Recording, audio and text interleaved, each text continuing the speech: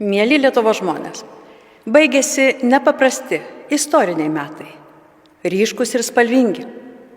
Mes pamatėme, kiek daug pasaulyje turime draugų, kurie mus lankė, sveikino ir kartu su mumis garsino Lietuvos vardą. Kitais metais laukia daugybė iššūkių ir tarptautinėje arenoje, ir šalies viduje.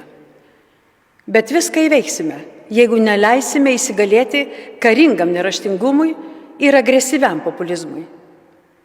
Saugokime laisvą Lietuvą bei mūsų žmonių teisės ir laisvės. Ginkime jas ir nieko nebijokime. Pasitikėkime savimi. Visiems linkiu drąsos ir išminties. Sveikinu Jūs su naujaisiais metais.